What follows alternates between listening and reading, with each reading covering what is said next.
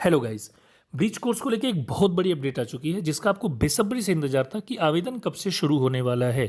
तो जी हाँ, आवेदन की डेट आ चुकी है कि किस तारीख से आवेदन शुरू होगा, कौन सी अंतिम तिथि होगी, साथ ही परीक्षा की तिथि क्या होगी वो भी बताएंगे आपको। और आवेदन करते समय क्या क्या चीज़ें आपको ध्यान में रखनी है, परीक्षा कैसे होगी, सब्जेक्टिव होगी या ऑब्जेक्टिव होगी, और साथ ही कितने मौके आपको मिलेंगे। यदि आप फेल हुए तो क्या आपको मौके मिलेंगे या आपकी नौकरी जाएगी। तो दोस्तों, ब्रिज कोर्स आपके लिए बेहद आवश्यक है, बीएड वालों के लिए, क्योंकि नौकरी बचाने का एकमात्र अब यही उपाय बचा है। तो सबसे पहले दोस्तों देखते हैं कि आवेदन कब से शुरू होने वाला है, क्योंकि बहुत दिनों से आप इंतज़ार कर रहे हैं, लंबा इंतज़ार हो चुका है।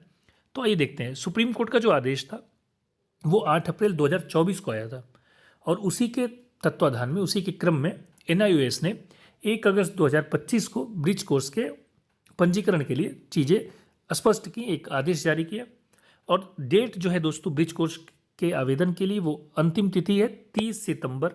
30 सितंबर से पहले पहले इसका आवेदन पूरा हो जाना चाहिए।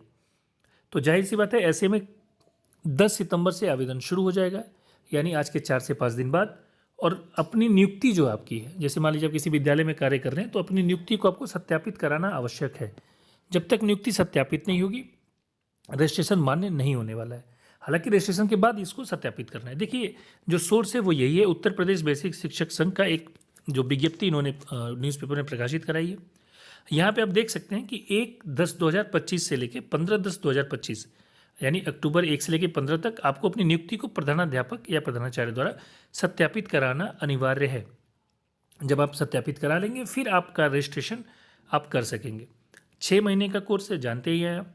तो 30 अप्रैल 2026 को ये कोर्स पूरा हो जाएगा, 6 माह इसका पूरा हो जाएगा। और इसके पश्चात जो मई का महीना है उसमें परीक्षाएं की जाएंगी, परीक्षाएं आयोजित होंगी, और ये छुट्टियों में ही परीक्षाएं होंगी। तो इसके लिए आप निश्चिंत रहिए कि परीक्षा कैसे देना है। तो जी हाँ, वो छुट्टी में ही परीक्षा होगी। बहुत सारे पेपर भी नहीं होते हैं, केवल 4 पेपर होते हैं। आपको 4 पेपर देने हैं, उसको पास करना है, और बाकी सारी चीज़ें आप वैसे ही करेंगे जैसे कि आप अगर मान लीजिए इग्नू से या फिर राशि टंडन से अगर आप बीएड किए होंगे, तो आपको अच्छे से पता होगा कैसे इसको सत्यापित कराना है, कैसे अपने असाइनमेंट लिखने हैं। बाकी असाइनमेंट लिखने में आपकी मदद ज़रूर की जाएगी, फॉर्म भरने में भी आपकी मदद की जाएगी, और सभी चीज़ें जो भी आपको समस्या होगी वो ज़रूर मैं आपकी मदद करूँगा। देखिए, नियुक्ति का सत्यापन सबसे इंपॉर्टेंट चीज़ है। आप जिस विद्यालय में कार्यरत हैं, उस विद्यालय के प्रधानाध्यापक से आप अपनी नियुक्ति प्रमाणित करवाएंगे। इसके संबंध में आपको एक निश्चित प्रारूप मिलता है, उसी प्रारूप पर प्रधानाध्यापक से हस्ताक्षर कराना होता है। अगर यदि मान लीजिए आप खुद ही प्रधानाध्यापक हैं, तो ऐसे में क्या होगा, तो ऐसे में आपको खंड शिक्षा अधिकारी से अपनी नियुक्ति को प्रमाणित कराना पड़ेगा। नियुक्ति प्रमाणित होने के बाद ही ब्रिज कोर्स का आवेदन पूर्ण होगा। ये बहुत बड़ी चीज़ नहीं है। इग्नू, राशि टंडन, अगर आप इससे बीएड करते हैं तो आपको इसको सत्यापित कराना पड़ता है, और पहले फॉर्म भरने के बाद और कोर्स से पहले आपको ये सत्यापित करा लेना चाहिए वहाँ भी। और सेम चीज़ है एनआईओएस के ब्रिज कोर्स में भी, कि आपको सत्यापित कराना है आवेदन रजिस्ट्रेशन के बाद और कोर्स शुरू होने से पहले। अब नियुक्ति का सत्यापन जो है वो दोस्तों 1 अक्टूबर 2025 से लेकर 15 अक्टूबर 2025 के मध्य आपको करा लेना है। बिना सत्यापन के केवल रजिस्ट्रेशन से काम नहीं चलने वाला है। तो बिना उसके आपका आवेदन अमान्य हो जाएगा, तो समस्याएं हो जाएंगी आपको। ऐसे में इसको सत्यापित कराना बेहद आवश्यक है। और जब सत्यापन शुरू होगा तो इसका जो प्रारूप है वो निश्चित तौर पे मैं आपको अवेलेबल कराऊंगा, बताऊंगा भी कि कैसे आपको सत्यापन कराना है। मान लीजिए अब बाद में प्रश्न आता है कि सर हम तो प्रधानाध्यापक हैं, हम कैसे करें, तो उसका भी विकल्प आपको बताया जाएगा। हालांकि उसको खंड शिक्षा अधिकारी से ही सत्यापित कराना है। अब दोस्तों बात करते हैं कोर्स की अवधि को लेकर के, कि कोर्स की अवधि कैसी है और परीक्षा की तारीख क्या रहेगी। तो देखिए, कोर्स की अवधि जो 1 नवंबर 2025 से लेकर 30 अप्रैल 2026 तक होने वाली है, यानी 6 माह की अवधि रहेगी। लेकिन ये ब्रिज कोर्स चलेगा 1 साल, ये 6 माह की 2 अवधियाँ मिलेंगी आपको।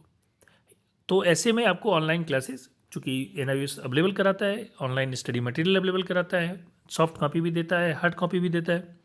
तो उसको आपको पढ़ना पड़ेगा, असाइनमेंट पूरा करना पड़ेगा, और असाइनमेंट पूरा करने के बाद आप एलिजिबल हो जाएंगे परीक्षा देने के लिए। जो परीक्षा की तारीख है दोस्तों, वो जाहिर सी बात है कि 1 अप्रैल 2026 से लेकर 15 अप्रैल 2026 के मध्य आपको एग्ज़ाम के लिए रजिस्ट्रेशन कराना पड़ेगा, एग्ज़ाम फॉर्म भरना पड़ेगा। और मई 2026 में जो अवकाश होगा, यानी 19 मई के बाद, उसमें ये परीक्षाएं आयोजित की जाएंगी। अवकाश की अवधि में परीक्षाएं होने के कारण आपको परीक्षा देने में भी कोई परेशानी नहीं होने वाली है। आप आसानी से परीक्षा दे पाएंगे, न तो विभाग से इसके लिए विशेष अनुमति की आवश्यकता पड़ती है, अब दोस्तों बात करते हैं परीक्षा सब्जेक्टिव होगी या ऑब्जेक्टिव। तो देखिए अब तक तो सारी की सारी परीक्षाएं सब्जेक्टिव ही होती थी, लिखना पड़ता था। पर इस बार उम्मीद है कि एनआईएस उसे ऑब्जेक्टिव कर सकता है।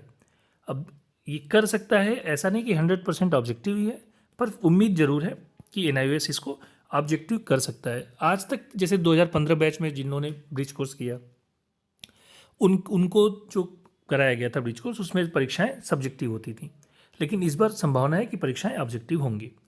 कितने मौके मिलेंगे? देखिए कोर्स की जो अवधि है वो 1 साल निर्धारित की है सुप्रीम कोर्ट ने। ऐसे में तय है कि कोर्स 6 माह के 2 कोर्स कराए जाएंगे।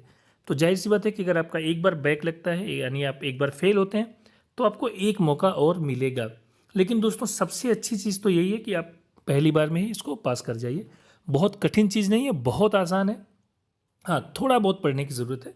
ये भी नहीं कि बहुत ज़्यादा पढ़ने की ज़रूरत है, पर हाँ थोड़ा बहुत तो पढ़ने की ज़रूरत है। थैंक यू दोस्तों, धन्यवाद।